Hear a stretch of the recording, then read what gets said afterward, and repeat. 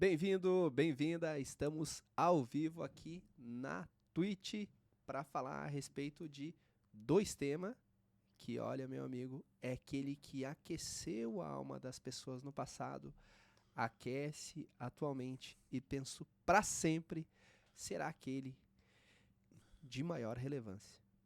Entre aqueles de maior relevância para todas as pessoas, para mim, para você, para o nosso convidado aqui, tema, assim, ó, aqui aquece o coração falar sobre ele, que é identidade. Quem é você, minha amiga, meu amigo?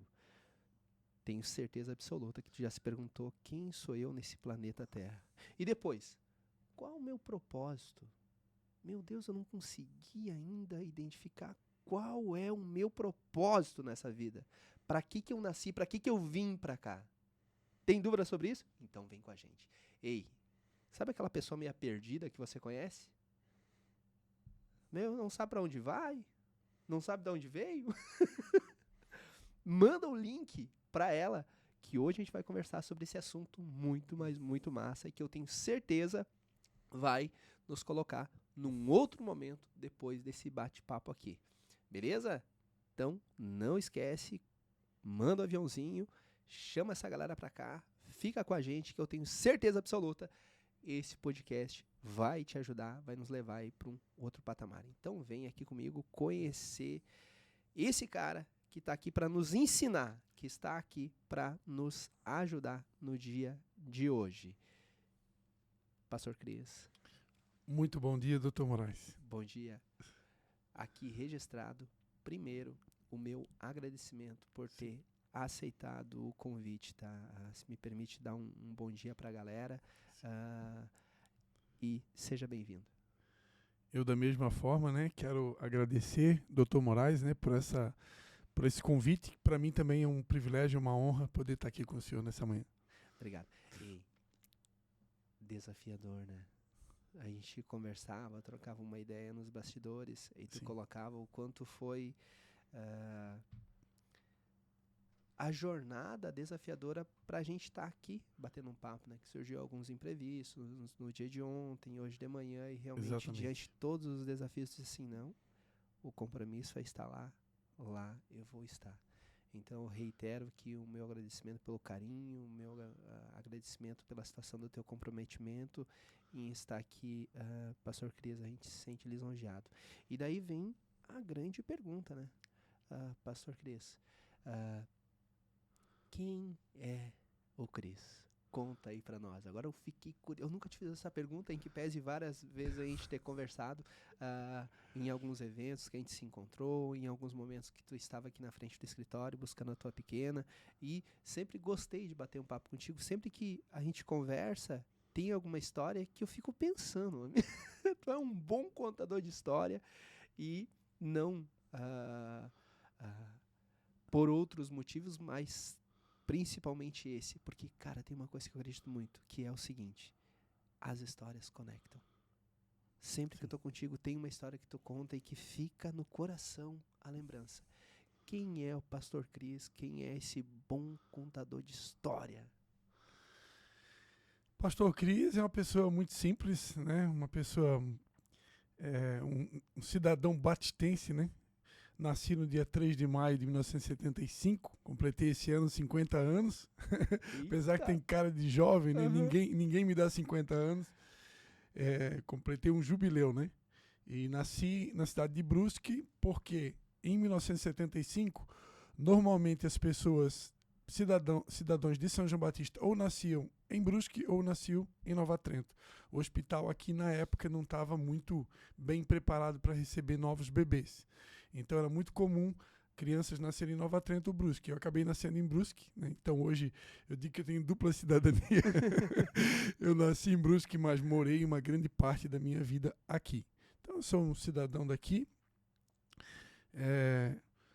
muito conhecido pelo pessoal daqui, né? Quem é daqui, geralmente todo mundo me conhece. Fiquei mais conhecido ainda quando tinha meus 20 anos de idade. Eu e minha esposa abrimos o nosso primeiro pequeno negócio, que era uma telemensagem, uma empresa de telemensagens. Caraca, aquele que ia em casa e Em falava? primeiro momento, por telefone. Pô, Né? bacana. Primeiro momento, mensagens por telefone. E a partir desse negócio, a gente abriu então o segundo, que eram então as mensagens com o carro, né? Que a gente chamava de Love Car. Né? Isso. O nosso Love Car, ele tinha um diferencial.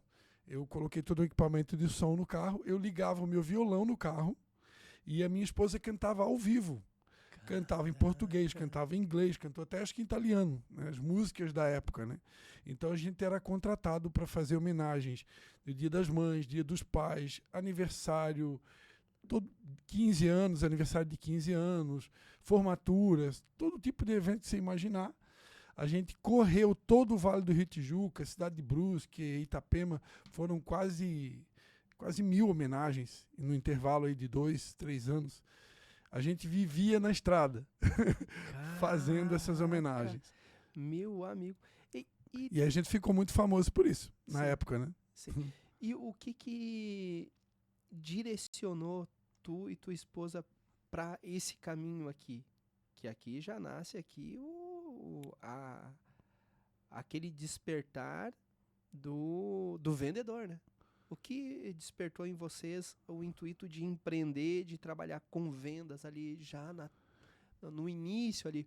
Porque normalmente a pessoa ela trabalha um bom tempo de colaborador, CLT, etc. E depois ela vem para esse caminho do empreendedorismo. Normalmente a pessoa ela empreende ou fica colaboradora. E aqui quero deixar registrado, eu conheço um monte de pessoas que são colaboradoras, ou seja, são CLT e são milionárias. E conheço pessoas que são empreendedores, ou seja, contratam pessoas que são CLT, contratam pessoas contratadas e são milionárias também. Então é uma questão de perfil. Os dois lugares dão grana, eu não tenho dúvida. Mas só que tem algumas pessoas que estão com o pé no empreendedorismo. Que nem tu e tua esposa. Cara, o que moço... Não, a gente quer o seguinte, a gente quer ser dono do próprio negócio, a gente vai pegar e vamos rodar esse mundo e vamos fazer a coisa acontecer. O que instigou vocês a trilhar esse caminho da venda, cara? Então, na verdade, eu tive uma passagem por vendas, de uma certa forma, com 9 anos de idade. A minha segunda profissão, com 8 anos de idade, eu ajuntava lixo. Né? Aqui na nossa cidade tinha um senhor que ele passava mensalmente com uma carrocinha e ele juntava pessoas que arrecadavam lixo, mas não era um lixo comum. A gente arrecadava alumínio, ferro, peças de alumínio, peças de ferro, de cobre, de zinco, que a gente juntava no lixo, às vezes em alguns lugares jogados em terrenos, né? E a gente juntava esse material, recolhia. Hoje o pessoal faz isso com garrafa PET, né, latinhas de refrigerante, e essa pessoa passava, ela pesava tudo e ela dava um valor. Então essa foi a minha primeira profissão, com 8 anos de idade. E com 9 anos de idade, eu comecei a vender picolé. Então minha primeira profissão, assim, profissão mesmo, foi vendedor de picolé com 9 anos de idade. Então eu vendia picolé. Né? Eu até enfrentava aquelas piadinhas de vendedor de picolé. Tem picolé de cachaça, tem picolé daqueles sabores que não tem. Né? Então as pessoas pediam, né, os sabores mais diversos, né, para brincar com a gente. Né? E eu levava na piada, não, esse não tem. Mas eu vendia picolé tanto a pé, como vendia com a minha primeira bicicleta, uma bicicletinha Monarch. Eu colocava a caixinha de isopor na parte de trás da bicicleta. Que desafiador, meu. Isso. Mas deixa eu te fazer uma pergunta. Ali, quando tu começou, eu vendi picolé também com carrinho. Vendi picolé também com carrinho. Agora, tinha uma coisa que, quando eu comecei como vendedor, foi difícil de eu superar. Foi difícil. Sim. E por eu ter superado aquele desafio, hoje não tem desafio que eu não enfrente. Que é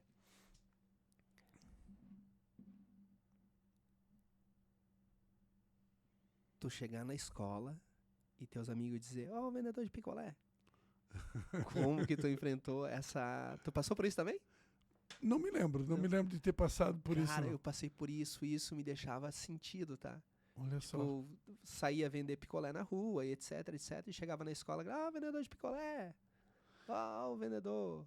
Eu ouvi isso, cara. Olha só a expressão que eu vi. Precisa vender picolé para poder comer? Cara! E isso ia intimidando, ia intimidando. E mesmo assim, eu continuei, cara. Continuei. Firme na rocha. Mas esse foi o maior dos desafios, eu penso, como vendedor que eu enfrentei lá nos meus 9, 10 anos de idade também. E hoje, cara, hoje não tem criança que passa por isso. Quer dizer, pelo menos a gente não vê aqui nessa nossa Não realidade, é tão comum, Mas né? aí Brasil afora com certeza tem, né? Qual foi o grande desafio lá no início como vendedor, Cris?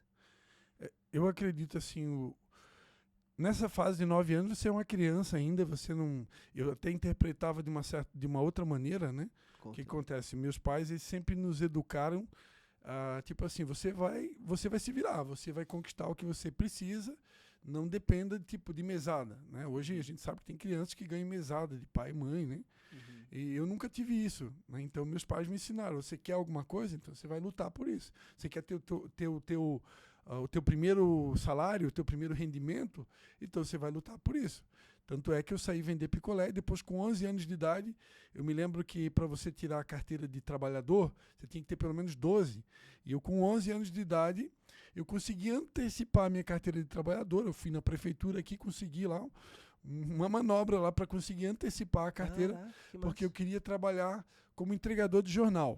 A minha primeira profissão, CLT, foi entregador de jornal com 11 anos de idade. Carteira assinada? Carteira assinada, eu trabalhei uma semana só e pedi a conta. Eu quero ser dono do jornal, não quero ser mais empregado. Trabalhei uma semana, a pessoa que eu ia substituir, ela estava me treinando e ela me ensinou que todo dia ia sobrar 1 ou 2 jornais e eu poderia levar para minha família, porque sobrava. E aí, só que como eu estava no período de treinamento ainda, ela não deixava eu levar o jornal pro meu pai. Ela levava pro pai dela. E aí eu discuti com ela por causa disso. Porque eu já tinha assumido, ele estava só me passando as coordenadas finais. Só que ele não deixava eu levar o jornal para minha família, ficava para ele. E é que a gente acabou discutindo. Eu tinha 11 anos de idade e cancelei o meu emprego. Caraca, meu amigo. Mas aí, para não perder o foco da pergunta, eu comecei a estudar e eu comecei a estudar no ramo de... Passei na universidade para administração de empresas. Né? Passei 2 vezes no vestibular. Primeiro ano eu passei no vestibular, acho que devia ter 18 anos de idade. Eu não quis entrar, eu decidi ficar 1 ano em stand-by. Aí o segundo ano passei novamente no vestibular e para administração de empresas. Então, o meu perfil original é sempre para esse lado de exatas, que chama? Sim. Administração de empresas. Só que o que acontece? Eu tinha, dentro de mim, trabalhei sempre em escritório fechado. Trabalhei em 3 grandes empresas em Brusque. Trabalhei na Felpudos Fênix, que era uma empresa que fabricava toalhas felpudas, uma toalha de excelente qualidade. Trabalhei nessa empresa. O dono da Felpudos Fênix é o Dr. Werner Wirsch, que é o que fundou o laboratório Werner Wirsch, que hoje tem em todas as cidades aqui da nossa região. É um laboratório muito conhecido. Trabalhei com ele, conheci o Dr. Werner Wirsch pessoalmente. Depois trabalhei na indústria Krieger, que era uma das maiores fábricas de calça jeans aqui na cidade de Brusque. E depois trabalhei também, tudo escritório fechado, na área de cobrança e crédito, na Coach. Coach é uma fábrica do Dr. Jorge Cousani, né?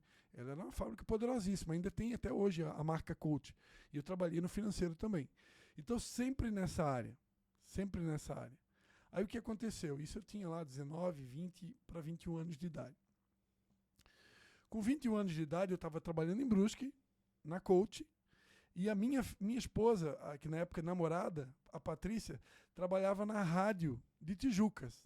Caraca. Ela entrou no ramo do pai dela, o pai dela sempre trabalhou com rádio, o avô dela, o seu Mauro Muniz, trabalhou com rádio, e ela então trabalhando na rádio de Tijucas, eu na Coach, em Brusque.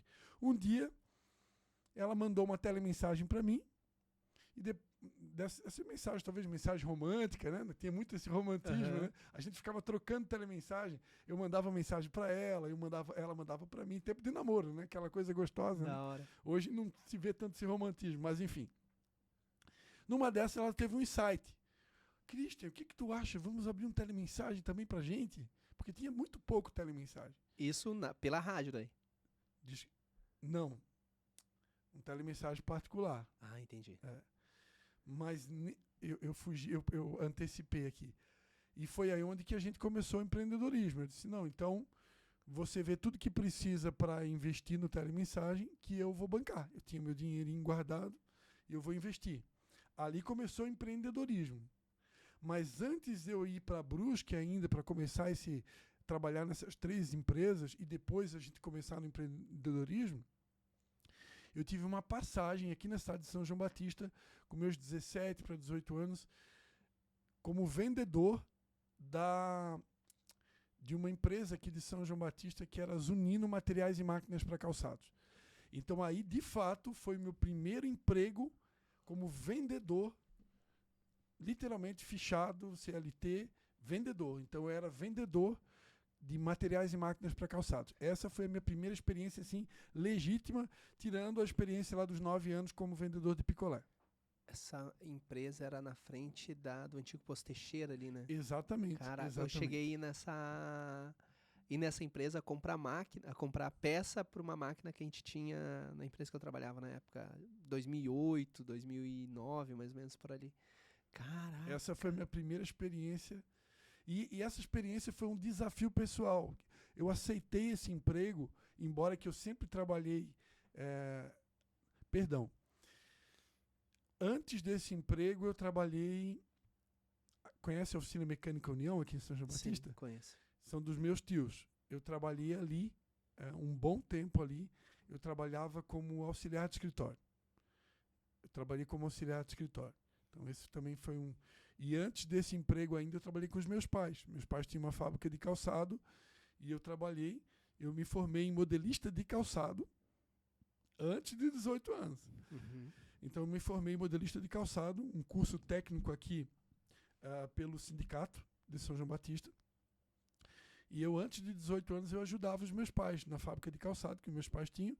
Eu era modelista de calçado dos meus pais. Caraca, meu amigo do céu! Oh, a gente nem chegou no pastor ainda. Não cheguei.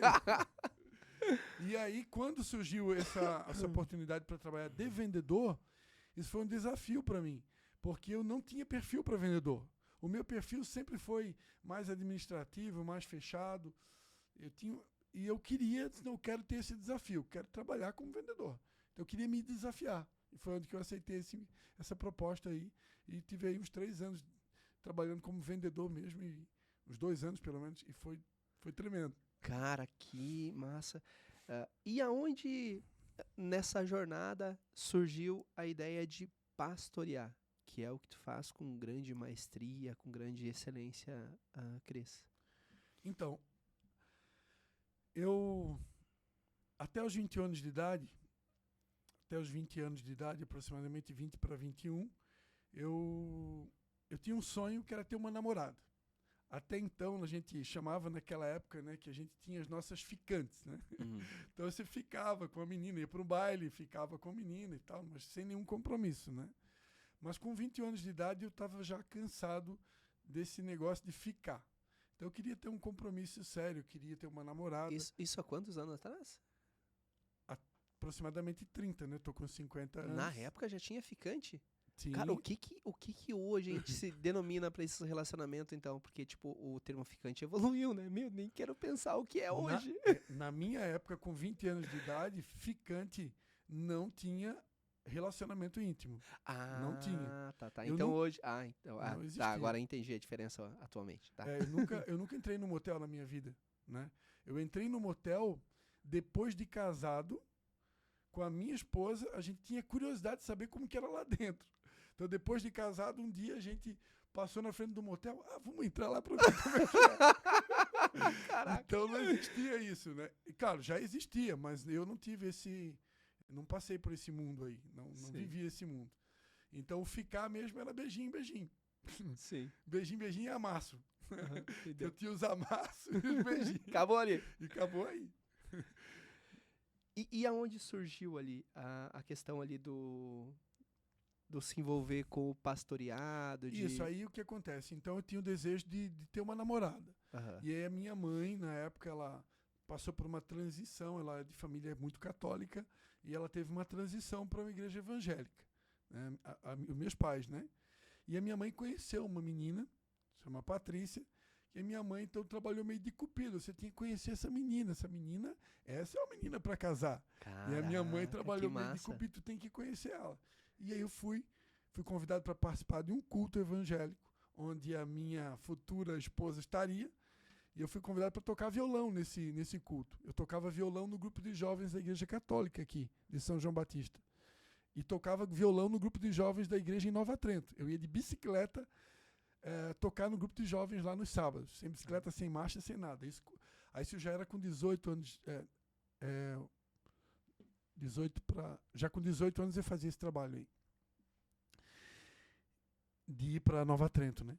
E aí a minha mãe convidou, eu fui participar desse culto e conheci ela. E lá despertou o interesse. E a gente foi se aproximando, até o dia de a gente se conhecer e eu pedi ela para namorar com ela. Né? Ela disse, se você quiser namorar comigo, você vai ter que pedir pro meu pai. E aí eu pedi pro pai dela e tal, para namorar, tudo dentro da lei ali, né? Caraca! E aí a gente começou a namorar. Eu comecei a trilhar esse caminho de uma aproximação maior de Deus, porque o evangélico ele tem uma característica, é que eles são ensinados desde cedo a adquirir a sua Bíblia. Né? E a Bíblia Sagrada, para o povo evangélico, ela é considerada o livro da lei de Deus. Né? Assim como nós temos aqui a Constituição Federal, que seria, né, a carta magna no segmento da lei humana, aqui no Brasil, na lei de Deus, a Bíblia Sagrada. Então, eles são ensinados desde cedo. Né? E então, eu comecei a conhecer esse mundo e me aproximar mais. E nesse meio tempo, a gente foi participar de um aniversário de uma igreja na cidade de Itajaí, de um pastor amigo nosso. Inclusive, foi o pastor que celebrou o meu casamento, se chamava Cláudio. Ele que celebrou o meu casamento. E lá, nesse culto, na cidade de Itajaí, havia um pastor convidado da cidade de Joinville. Aí eu vou entrar num campo aqui que é um campo da fé, né? Alguns acreditam, outros não acreditam. Mas esse pastor, ele me viu no meio de uma multidão de 200, 300 pessoas. Esse pastor de Joinville, que era convidado para palestrar naquela noite de aniversário dessa igreja do pastor amigo meu de Itajaí. No meio de umas 300 pessoas, ele está dando a palestra dele. Ele parou a palestra no meio e ele apontou para mim no meio de uma multidão de 300 pessoas, 200 pessoas. E disse, você aí, eu vejo, Deus mostra para mim que você tem um chamado para ser pastor. Eu nunca tinha visto isso. Uma pessoa me interromper no meio de uma multidão e apontar o dedo para mim, você vai ser pastor. Eu nunca tinha passado por isso. E eu fiquei com aquilo no meu coração. Eu ouvi, mas isso era algo inédito para mim. É como eu chegar aqui, Dr. Moraes, Deus está mostrando que vai acontecer isso na sua vida. Eu nunca tinha passado por isso. E eu fiquei com aquilo no meu coração, mas eu confesso que eu senti um impacto. Quando ele falou aquilo no meio da multidão, a única pessoa que ele fez isso foi eu, né, no meio daquela multidão. Mais ninguém ele teve a audácia de fazer isso. Então aquilo ficou registrado. E depois, dali em diante, eu comecei a ter inúmeras experiências que foram realmente confirmando que eu tinha um chamado para isso. E aí Deus, ele vai testificando, né, dentro de você. Você vai, a gente chama isso de uma impressão, né? Mas chega a dar uns arrepios só de ouvir, tá? E aí Deus vai te cercando. Porque assim, no campo, a Bíblia Sagrada, para quem crê, ela diz que Deus nos escolhe desde a fundação do mundo. Antes da fundação do mundo, ele já nos escolhe para um propósito. Cada um de nós foi criado por Deus para cumprir um propósito. A diferença é que algumas pessoas já sabem e outras não sabem, e algumas até passam a vida toda sem saber. Porque se não se aproximar do Criador, há uma chance muito grande de você não identificar exatamente o propósito, que muitas vezes está ligado aos teus dons. mas nem sempre. Está ligado aos dons, vamos dizer assim, dons comuns, porque existem dons comuns, como você hoje tem a carreira na magistratura, mas existem dons espirituais também, que são outros dons que você só vai acessá-los se você tiver curiosidade de acessar esse campo da fé e de se aproximar mais de Deus e assim por diante. Bacana. Deixa eu fazer um corte aqui na câmera aqui. Meu amigo, minha amiga, olha só.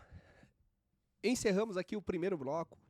Entendemos de uma maneira rápida aqui quem é o Pastor Cris, quem é esse grande amigo que veio falar sobre tema tão relevante que é a identidade e propósito. Já entrou aqui um pouquinho no mérito do que é propósito, diálogo, começando aí a se aproximar daquele que é o objetivo principal. Então aqui, ó, conhecemos quem é o Pastor Cris, um pouco da sua história, e agora vamos entrar no mérito. Vamos entrar naquele tema que vai aquecer ainda mais o nosso coração. Mas antes de entrar no tema, a gente conhece quem é o convidado. Vamos lá então com nós? Já mandou o aviãozinho para aquele amigo que precisa se encontrar, precisa descobrir qual o seu propósito, qual a sua identidade? Show? Então fique com nós, bora continuar aí no bate-papo. Cris, história massa, hein? Pô, eu sou evangélico também. E ouvindo o teu discurso, às vezes, meio que a gente até sente um pouco o Espírito Santo, tá? Pô, uma vez pastor, sempre pastor. Não tem como fugir. Eu lembro de uma história, se me permite contar, também compartilhar, né? Sim. Antes da gente entrar aqui no mérito. Quando tinha aproximadamente 17 anos, eu fui congregar numa igreja, Assembleia de Deus, e, como qualquer ser humano, tinha um medo de público que... o medo de público ele é maior que o medo da morte, né? Então, eu era um ser humano normal, sou um ser humano normal. Só que são questões muito psicológicas. A questão ali do medo de falar na frente da câmera, o medo de falar na frente das pessoas. Isso é muito psicológico. Uhum. E lembro que fui convidado para ministrar algumas palavras e cheguei na frente da igreja e não consegui abrir a boca. Não consegui falar nada. Quase desmaiei, né? E na faculdade tive grande dificuldade com relação a isso também. E lá no início, 17 para 18 anos, num culto, também aconteceu algo muito parecido com o que aconteceu contigo, Cris. Uma igreja lotada, aproximadamente umas 100 pessoas, era uma igreja pequena, e um pastor convidado de uma outra cidade, no meio de todas aquelas pessoas, apontou o dedo, olhou bem na mulita do meu olho e disse: muita gente duvida, mas Deus já escreveu. Só continua, que aqui tu vai estar, onde é que eu estou, porque Deus escreveu. E o que Deus escreve, nenhum homem apaga, só continua. E rapaz do céu, aquilo ficou tatuado no meu coração. E eu tinha certeza que era só questão de tempo, era só não desistir. E hoje a gente tá aí, fala na frente das câmeras de uma maneira tranquila, já fui em várias rádios, participei de alguns programas de TV, a gente conduz as reuniões e já ministrou aí alguns discursos para aí 30, 40, 50 pessoas com muita, muita tranquilidade. Mas por quê?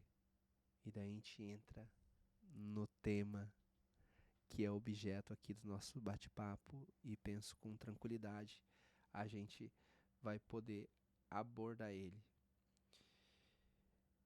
E daí deixar destacado que não tem como a gente esgotar, né, o tema aqui em uma hora conversando. Sim. Mas se tu conseguir trazer pontos principais para que aquele que está nos assistindo ao vivo, aquele que vai nos assistir depois, algumas respostas para que a gente tenha um norte, já vai nos colocar num outro momento. Antes a gente, de repente, um pouco perdido. Agora, te ouvindo o teu discurso, a gente pelo menos tem uma visão de como a gente pode trilhar, como a gente consegue seguir, entendendo essas duas questões, que é identidade e propósito. E daí vem a primeira pergunta. Então vamos dividir aqui nosso diálogo em dois momentos. Identidade e propósito. Com relação a esse primeiro momento aqui, identidade. Como que a gente consegue descobrir qual é a nossa identidade? Quem verdadeiramente a gente é? Qual seria a tua sugestão? Como tu percebe, Pastor Cris, que a pessoa ela poderia encontrar uma forma de descobrir qual a sua verdadeira identidade? Em primeiro lugar, o que a gente percebe muito das pessoas é que elas confundem identidade com títulos ou com posições. Cara, que massa. Ou com empregos, né? Boa, gostei. Então isso é muito comum. A pessoa ela confunde. Então eu sou um pastor, então minha identidade eu sou pastor, né? Eu sou advogado, então minha identidade eu sou um advogado. Não. A nossa identidade ela procede do nosso Criador.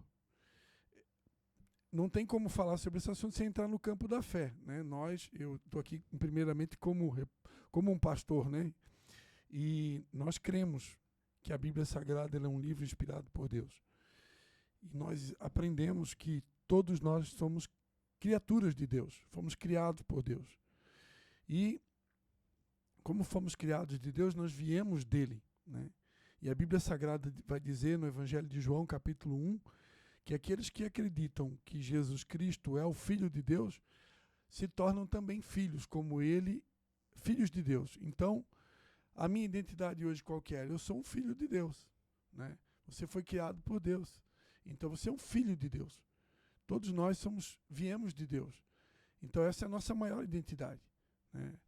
Depois eu vou falar sobre o propósito. Mas a minha identidade hoje, o que é? Eu sou um filho de Deus. Eu não sou um pastor. Sou pastor, sim, minha posição, a maneira que eu me apresento para as pessoas.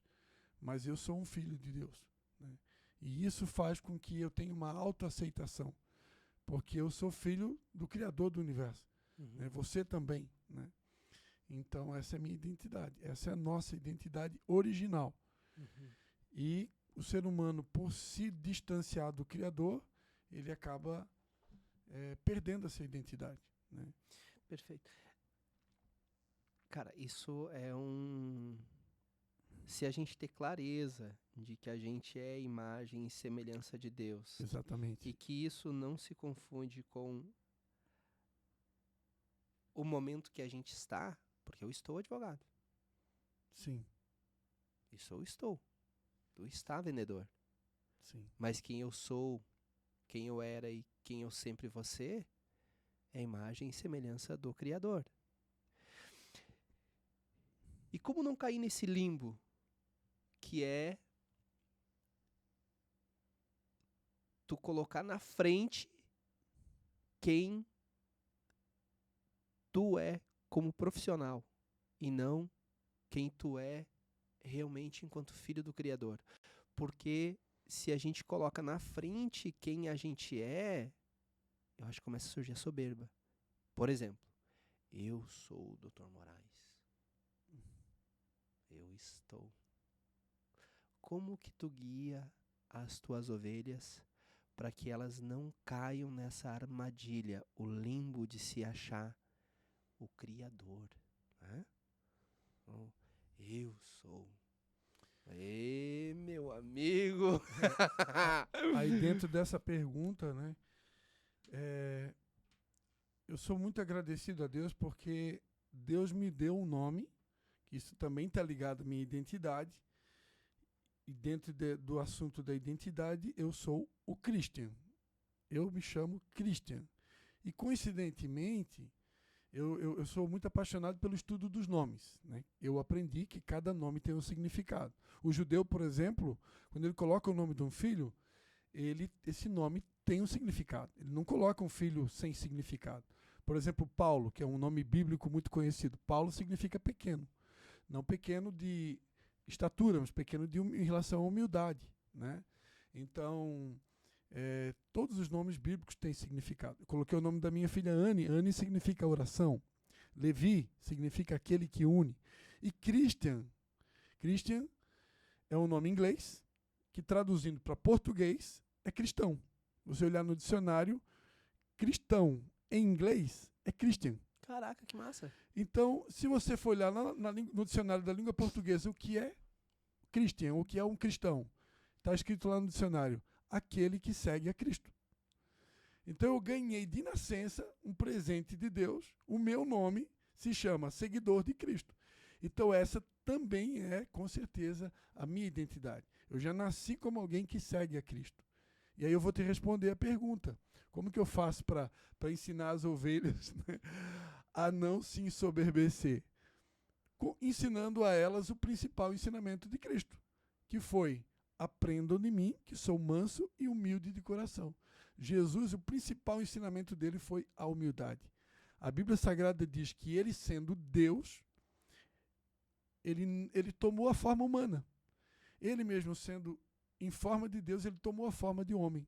Ele se esvaziou da sua glória, ele se esvaziou do seu poder, da sua majestade, e aqui na terra ele se tornou um ser humano comum.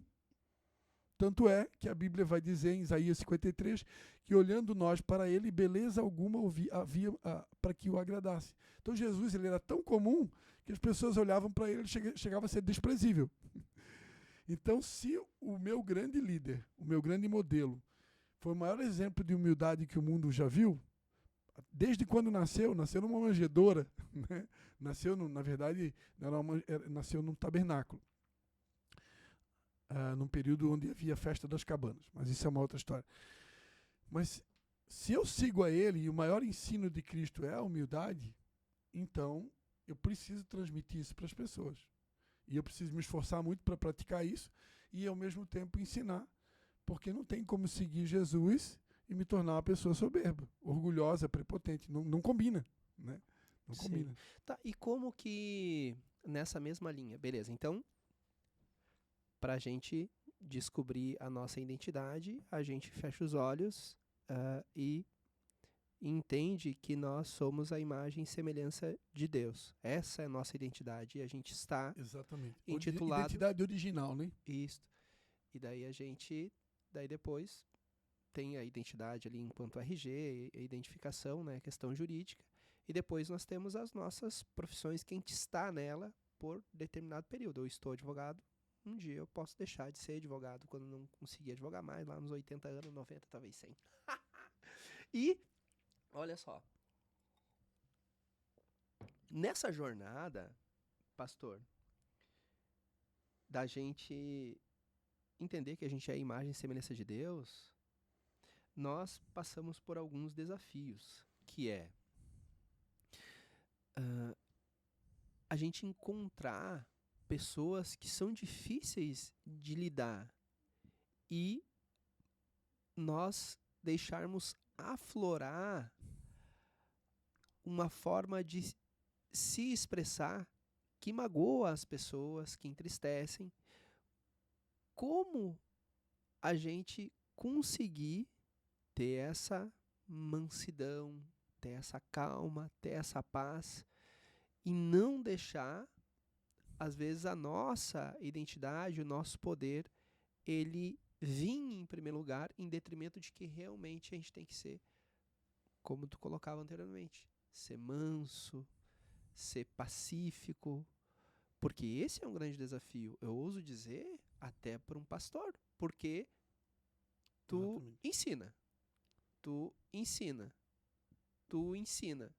e o erro ele persiste. E aí? Então, aí, o que acontece? Dentro ainda desse assunto da identidade, nós aprendemos, de acordo com a Bíblia Sagrada, que todos nós somos um espírito. Até então, existem algumas pessoas que dizem, você é uma alma. Biblicamente falando, todos nós somos um espírito. Por quê? Porque Deus é espírito. E se nós viemos de Deus, todos nós somos um espírito. O primeiro homem que Deus criou foi Adão. Ele era um boneco de barro. Deus soprou nele o espírito e ele se tornou um ser vivente. Por quê? Porque o espírito de Deus foi soprado sobre ele. Até então ele foi criado do barro, né? E interessante que eu conheci um pastor que trabalhou na NASA, prestou serviço para a NASA. Ele é aqui da cidade de Timbó, Santa Catarina. Ele prestou serviço para a NASA durante um tempo que morou nos Estados Unidos, e eles fizeram um experimento com 1 quilo de terra vulcânica e 1 quilo de carne humana, e descobriram numa balança atômica que os mesmos sais minerais que têm 1 quilo de carne humana são os mesmos sais minerais que têm 1 quilo de terra vulcânica considerada terra virgem. Então isso prova que, de fato, o ser humano veio do pó da terra. Interessante. Todos os sais minerais, né, o H2O, que é o principal, né, as 2 moléculas de hidrogênio e uma de oxigênio, que forma água. Nosso corpo, a maior parte é formado de água. Então, é provado que nós viemos do pó da terra, mas aquele barro ali não tinha vida até que Deus soprou o Espírito. Então nós somos um Espírito que possui um corpo, que habita dentro de um corpo. Esse corpo é um invólucro que Deus nos deu para viver esse mundo aqui, essa passagem terrena, e que possui uma alma, que está ligada aos nossos sentimentos, emoções, vontade. Então o que acontece? À medida que eu vou buscar em Deus, através da Bíblia Sagrada, mais conhecimento, eu vou descobrir o seguinte, que esse espírito aqui, ele pode ser dominado pelo Espírito Santo de Deus, que vem habitar dentro de todo aquele que confessa Jesus como seu Salvador.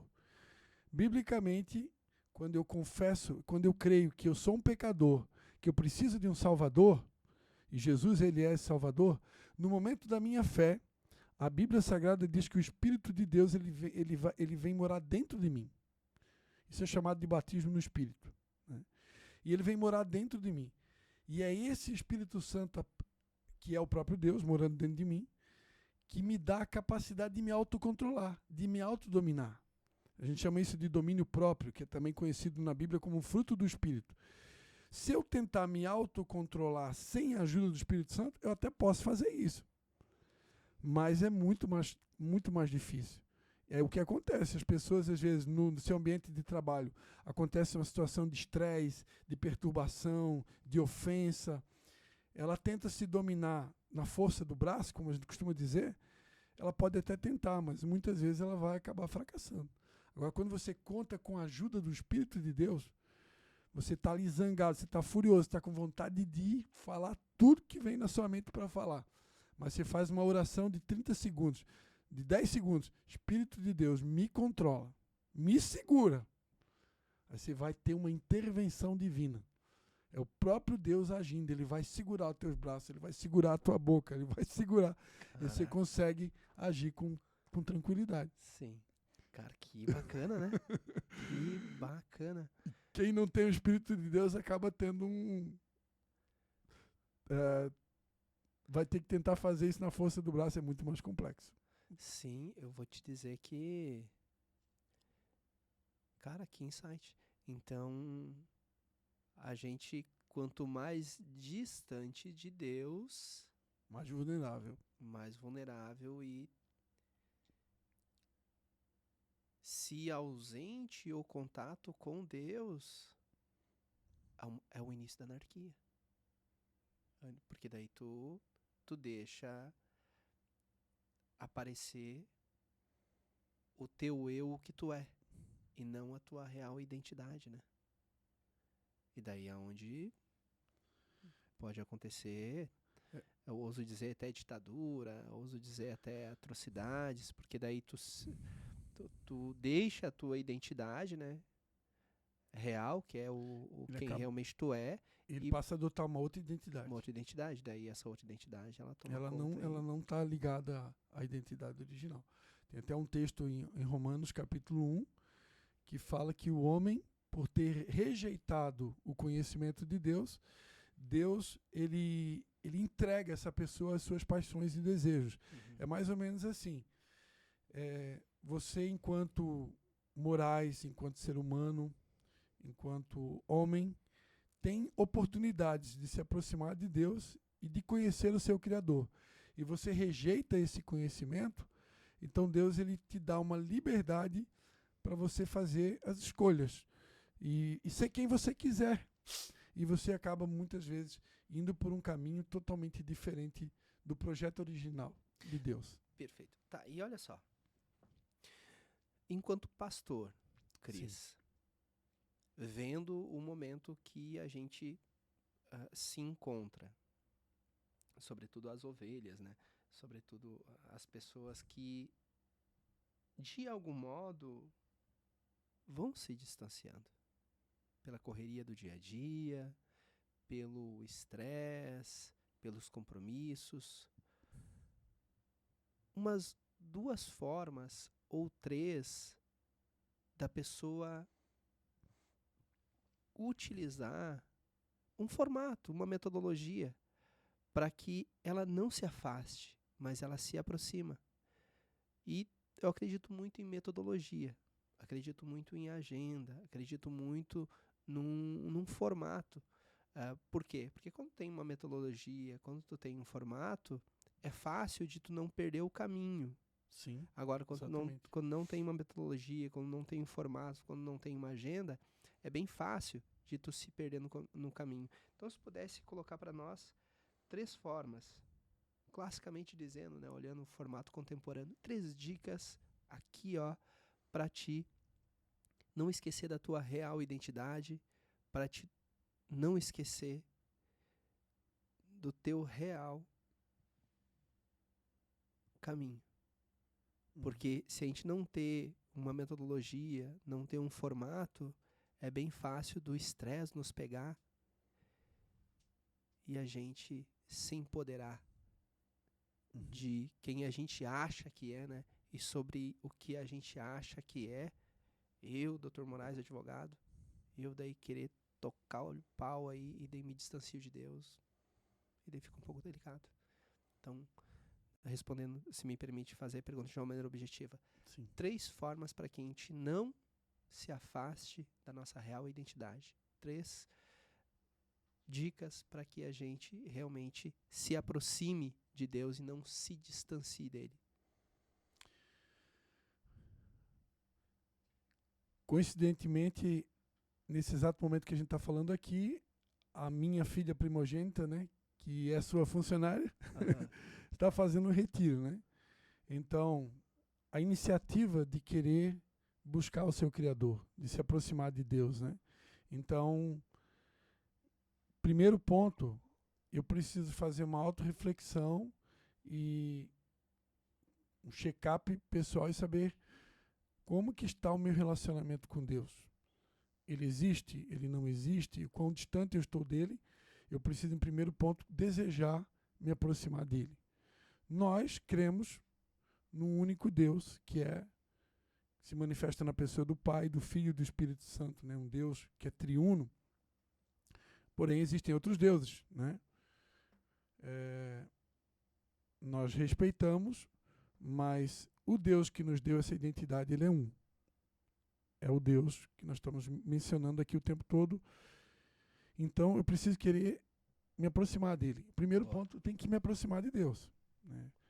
Aceitar um convite para frequentar alguma igreja cristã, desejar fazer isso, ou participar de um retiro, como a minha filha está fazendo, ou até mesmo, como Jesus ensinou no Sermão da Montanha, se você quiser falar com teu pai, vai no teu quarto, fecha a porta e busca o teu Criador. Porque a Bíblia diz que Deus é Espírito, eu posso me conectar com Ele em qualquer lugar. Eu não dependo de uma geografia específica, né? Tem pessoas que acham que eu preciso estar num determinado local, como a própria igreja, por exemplo, para buscar a Deus. É um ambiente para isso, mas eu posso buscar a Deus no meu quarto, posso buscar a Deus na rua, em qualquer lugar. Basta que eu pare tudo que eu estou fazendo para buscá-lo e dizer: Deus, eu estou aqui, eu quero te conhecer. E a partir do momento que Deus ouvir dos meus lábios que eu quero te conhecer, ele vai interagir. Ele vai começar a usar mecanismos de dizer: não, eu estou te ouvindo, né? Eu costumo dizer, Deus fala muito comigo com sinais, né? Mas ele fala de várias maneiras. E com o tempo ele vai nos desenvolvendo uma sensibilidade que você vai percebendo que Deus ele fala com a gente todos os dias. E quanto mais sensível você está, você vê que Deus ele é tão real quanto o ar que a gente respira. Então o primeiro ponto é querer Deus, querer se aproximar dele, parar tudo que eu estou fazendo para buscá-lo. Expressar, abrir a minha boca e dizer: Deus, eu quero te conhecer. Se eu me aproximar dele, o Deus que nós cremos que se manifesta na pessoa do Pai, Filho e Espírito Santo, ele deixou para a gente uma bússola, que é a Bíblia Sagrada, que é o nosso livro de leis e regras de conduta, né? E eu costumo dizer que tem pessoas que acham que a lei é uma coisa chata, né? E eu digo que não, a lei é algo maravilhoso, porque a lei bíblica, ela nada mais é do que um conjunto de regras de proteção. Um pai que ama um filho, ele diz: filho, você tem um horário para chegar em casa, não faça isso, não faça aquilo, não se meta com amigos de má índole. Então, o pai que ama o filho, ele vai dar um monte de regrinhas. Então, Deus que nos ama, ele criou um livro cheio de instruções, de regras, de mandamentos, que é para nos proteger, para a gente não se queimar, para a gente não se frustrar, para a gente não se magoar, para a gente não se ferir, para a gente não se quebrar. É que nem o manual do automóvel. Então, segundo ponto, tu precisa querer conhecer o manual do fabricante, né? Você vai... Tem uma historinha que um cara morava em São Paulo, morava em Santa Catarina, e viu na televisão que tinha uma promoção de TVs em São Paulo. E a promoção era assim, TV grátis, né? E o cara pegou um ônibus, saiu correndo, foi para São Paulo, comprou a televisão lá de não sei quantas polegadas, porque o preço estava preço de banana. E ele veio para Santa Catarina feliz da vida, contou para todo mundo: ó, comprei uma televisão de 60 polegadas, preço de banana. E eu vou inaugurar hoje. Convidou toda a vizinhança e todo mundo sentou na sala de estar para assistir a TV. E ele foi então ligar na tomada, deu play e a TV queimou. Porque ele não sabia que em São Paulo era 110 volts e em Santa Catarina 220. E no dia da inauguração da TV ele queimou na frente de todos os amigos. Por quê? Porque não leu o manual de instrução. Assim, a Bíblia Sagrada é o manual de instrução do ser humano. Quando eu não conheço ela, a chance que eu tenho de me queimar é muito grande. E assim muitas pessoas estão queimadas e se queimando porque não se aproximam do manual. Então, o número 2 é procurar conhecer o manual. E a terceira dica, eu diria: Deus nos criou para se relacionar, para ter comunhão. O que a gente está fazendo aqui é um bate-papo, né? Tem pessoas que se isolam dos seus outros irmãos de fé, vivem isoladas. E a Bíblia Sagrada diz que a pessoa que se isola, ela vai contra toda a sabedoria. Ela insurge-se contra a sabedoria. Então, eu não posso crescer no conhecimento de Deus, da minha identidade, me isolando das pessoas. Eu preciso me aproximar. E para isso é interessante frequentar uma igreja de pessoas que têm a mesma fé que eu, que têm... Geralmente as igrejas hoje cristãs, elas têm o que a gente chama de pequeno grupo. Eu tenho 2 pequenos grupos. O que é um pequeno grupo? É um grupo de comunhão que você reúne numa casa, que também é chamado de célula, de PG, onde ali, de uma maneira mais aberta, não é um ambiente eclesiástico, é uma casa. Você ali tem a oportunidade de ter um acesso melhor à Bíblia Sagrada e conversar, dialogar, ter comunhão com outras pessoas que estão nessa mesma jornada de busca de conhecimento, da identidade, de propósito, e ali você vai aprendendo com elas, e você também vai poder somar com o teu conhecimento, e todo mundo cresce junto. Cara, que massa. Deixaria essas 3 dicas aí. Cara, mas perfeito, tá? Perfeito. Não, guardei no meu coração. Então, a gente realmente ser íntimo de Deus, estar próximo do corpo e conhecer o manual. Conhecer o manual. Cara, eu vou te dizer que isso é muito parecido com uma empresa.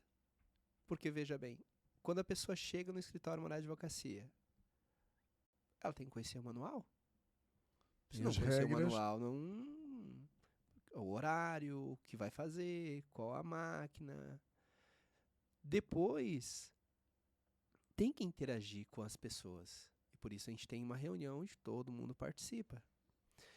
E depois, cara, quando sentir no coração que não tá legal, tem que chamar o seu gestor no particular para conversar. Senão, morre. Tu começa a ficar triste porque não tem solução para alguma coisa. Então, olha que analogicamente é o formato da igreja, ele é um formato de uma instituição que quer se consolidar e durar. Interessante, né? Mas olha só, seguindo essa linha, tá, e qual a diferença de identidade e propósito, Cris? Então, a identidade é o que eu falei, né? Algo que eu não mencionei é que, para quem acredita nas Escrituras Sagradas como sendo um livro totalmente inspirado por Deus, que vem da parte de Deus, a Bíblia ela tem toda uma narrativa de características que são peculiares a um filho de Deus. Então, essas características dizem respeito a quem Deus projetou a gente para ser. E se eu crer nesse livro, eu sou o que esse livro diz que eu sou. E se eu não creio nele, eu vou acabar muitas vezes acreditando que eu sou aquilo que as pessoas dizem que eu sou, aquilo que a mídia diz que eu sou, né? Aquilo que a minha mente, que mente, está dizendo que eu sou, e eu fico com uma identidade distorcida. Então, mais uma vez, a importância de conhecer o manual, porque se eu conhecer o manual e crer no manual, ele diz quem eu sou, e eu sou o que a Bíblia diz que eu sou. Então, isso está ligado à minha identidade também. Agora, o que é o meu propósito? O propósito é aquilo que Deus me criou para ser, para fazer, para me manifestar para o mundo. Jesus Cristo, por exemplo, disse que nós somos o sal da terra e a luz do mundo. Então, eu fui criado para salgar, para iluminar, para interagir, e por onde eu passar, tem que levar luz, tem que levar esperança, tem que levar uma mensagem que vá contribuir com a sociedade. Perfeito, maravilha. E acho que eu fugi um pouquinho da pergunta, mas a gente vai consertar depois. não, mas bem tranquilo. E me diz uma coisa, e como que a pessoa, ela leiga que nos vê, né? Sim. Ela consegue uns 2 formatos para ela conseguir identificar o propósito dela, ô Cris. Porque assim, como que eu, Moraes, cara, qual o meu real propósito, cara? Qual? Eu vou te lançar a pergunta. Sim. Qual é o teu propósito, Cris? Qual o propósito do Cris? O meu propósito, posso dizer que é transformar pessoas. Perfeito.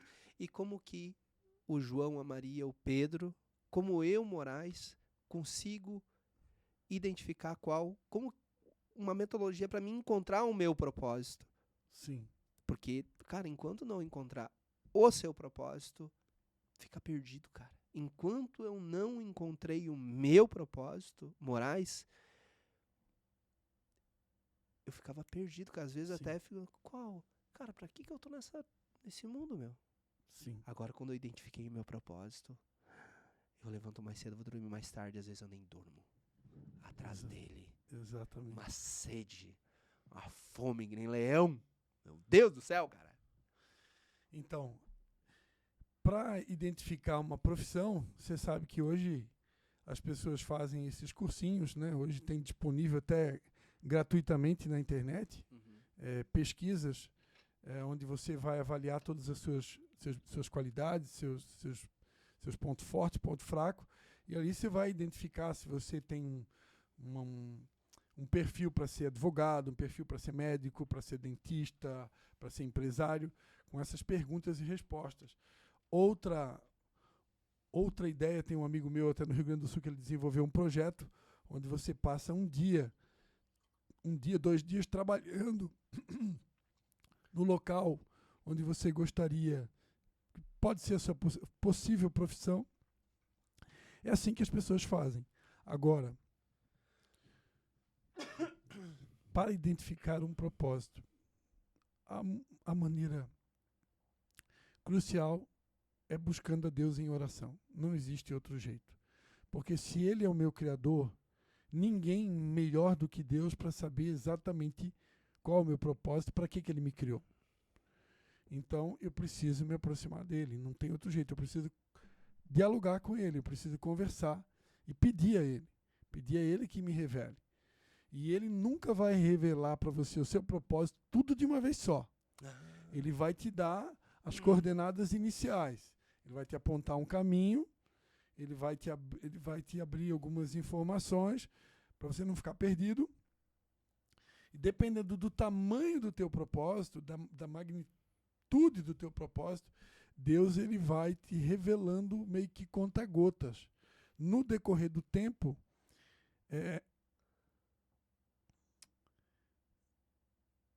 insights que vão te ajudar a entender cada vez maior a amplitude do teu propósito. Até porque... Porque nenhum ser humano está preparado para entender tudo, né? Então, Deus ele vai fazendo paulatinamente.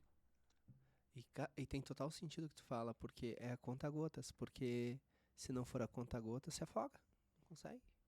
Exatamente. Tanta Tu pode, informação. e dependendo do tipo do propósito, tu pode ficar com medo, tu pode achar que, meu Deus, eu não vou dar conta, é grande demais, né? Sim.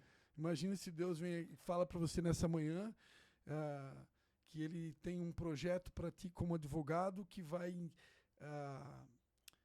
interagir com as nações da terra. Em todo mundo vai ser beneficiado pelo projeto que Deus tem na sua vida. Você pode se apavorar. Meu Deus, o mundo, eu estou aqui em São João Batista, o cidadão, como dizia uma música, né? Um rapaz latino-americano sem dinheiro no bolso vindo do interior. Como assim nações, né? Então você pode se apavorar e ficar preocupado, ansioso. Então Deus não vai fazer isso. Ele vai mostrando aos poucos, né? Ele vai diluindo. Sim. Cara, os detalhes do propósito. Né? Sim. E para aquela pessoa que nos vê, qual a importância da pessoa ela identificar o seu real propósito, ô Cris? A importância é até difícil de usar uma palavra na língua portuguesa, né? É tudo, né? Identificar o propósito é a coisa mais importante que pode acontecer na vida de uma pessoa. Por quê? Eu diria sem medo de errar aqui. Provavelmente, uma grande parte das pessoas que estão frustradas hoje são pessoas que não conhecem o seu propósito, nunca ousaram descobrir e estão num outro lugar. Elas estão vivendo uma situação pela qual não foi criado para ser. Né? Eu gosto de dar muito exemplo da minha juventude. Todo mundo queria ser médico, todo mundo queria ser dentista, né? Profissões que, à época,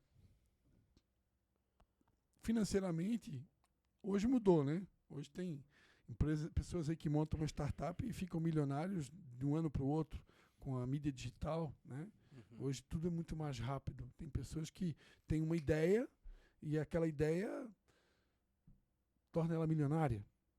Mas, para via de regra, não são todos que conseguem ter se tornar milionário tão rápido assim. Né? Então, se cobiçavam algumas profissões que, se tratando de CLT e tal, se davam uma remuneração melhor. Só que se você não tem dom para isso, você não tem chamado para isso, você não é o teu propósito, você está entrando naquilo ali pelo financeiro, a chance de você se frustrar é gigantesca. Por quê? Porque o teu propósito não está ligado àquilo. Né? Cara, e eu imagino que tem muitas pessoas hoje em profissões por causa do dinheiro, por causa da recompensa financeira. Mas se ela não foi criada para aquilo, ela tem uma chance muito grande de se frustrar. Porque ela está entrando num negócio só pelo dinheiro. Né? Total sentido. E o dinheiro, ele precisa ser uma consequência do teu trabalho. Se você ama o que você faz, você se identifica com aquilo que você faz, você sente que o teu propósito está muito ligado ao que você está fazendo atualmente, então a recompensa financeira vai ser só uma consequência natural. Você não vai ter nem que se esforçar para isso. Naturalmente vai acontecer. Né? Tem até uma piadinha que diz, né, eu não corro atrás do dinheiro, o dinheiro é que corre atrás de mim. Né?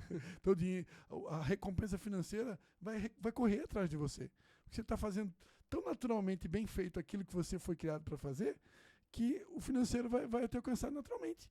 Sim. Não tem que se matar pelo financeiro. Como tem pessoas que literalmente se matam, né, pelo financeiro. Sim, e cada vez mais comum, principalmente porque não conseguiu identificar a sua real identidade, não conseguiu descobrir o seu propósito. Isso, aí acaba tendo que ser uma coisa, um esforço meio que antinatural, que não é necessário. Sim. Quando você está vivendo o seu propósito, eu costumo dizer que todo recurso que você precisa para cumprir o teu propósito, o próprio Deus, ele vai providenciar. Porque ele é o maior interessado que você identifique o teu propósito e que você viva o teu propósito. Aquilo que Deus realmente te criou para ser. E se dinheiro for impedimento para que você cumpra o teu propósito, para Deus esse impedimento não existe, porque Ele é o dono da prata e do ouro. Meu Deus. Pô, perfeito, perfeito. E bate-papo aí massa, tá? Uma pessoa que escutar e prestar bastante atenção nesse bate-papo a respeito de identidade, a respeito de propósito, ele sai desse podcast diferente do que ele entrou. Amém. Tenho certeza absoluta, tá, Cris? Se me permite, naquela câmera lá, essa aqui, deixar as tuas redes sociais lá, fazer um convite para a galera te seguir, dizer como tu pode ajudar a galera. Aí depois fizemos um corte aí para deixar aí nas redes sociais também tu utilizada aí, Cris. Pode ficar à vontade daí, aquela câmera lá. Então, aqueles que desejarem nos acompanhar ou nos seguir nas redes sociais, no Instagram você pode acessar lá PR Christian Zunino. O meu nome Christian tem um H depois da letra C, então é CHR. Então é como escreve cristão em inglês, né? Christian. Então PR Christian Zunino no Instagram. YouTube e Facebook, Christian Zunino. Você procura lá Christian Zunino, tanto YouTube como Facebook. Né? Christian Zunino com CHR. E Instagram, PR Christian Zunino. Perfeito, maravilha. Obrigado pelo convite, tá, Cris? Obrigado Eu mesmo. que agradeço. O coração se alegrou demais, tá? Eu que agradeço. O prazer é todo meu. E dizer mais uma vez que é uma honra. Estamos aqui abertos e disponíveis para uma possível dobradinha. E vai ter, de certeza. Galera, meu amigo, minha amiga, que bate-papo a respeito de identidade, a respeito de propósito. Faço um convite para você, se está aqui no finalzinho do vídeo, a fazer duas coisas. Primeiro, se inscrever no canal. Por quê? Depois vem o corte de uma maneira cirúrgica para você realmente ter um melhor desse bate-papo aí de mais de 1 hora. E segundo, tira um tempo, assiste o podcast, que eu tenho certeza absoluta isso vai fazer uma grande diferença na sua vida, porque fez na minha esse bate-papo. E muito, mas muito, às vezes, do que inquieta o teu coração, do que inquieta o coração de qualquer pessoa tá ligada ao fato dela não ter se descoberto, dele não ter se descoberto ainda, ou de não ter identificado qual o seu real propósito nessa vida. Descubra o seu real propósito, descubra a sua verdadeira identidade aqui, nesse bate-papo que a gente teve com o Christian, pastor, vendedor, pessoa que a gente admira demais e que cada dia mais e mais a gente passa a admirar. Beleza, galera? Olha só, vem com a gente aqui naquela pegada que eu sempre digo, de compartilhar conhecimento para todos nós evoluirmos juntos. Um forte abraço, Deus abençoe hoje e sempre e te espero aqui na Twitch, no próximo programa que a gente vai gravar ao vivo, pra gente continuar sempre se ajudando. Deus abençoe.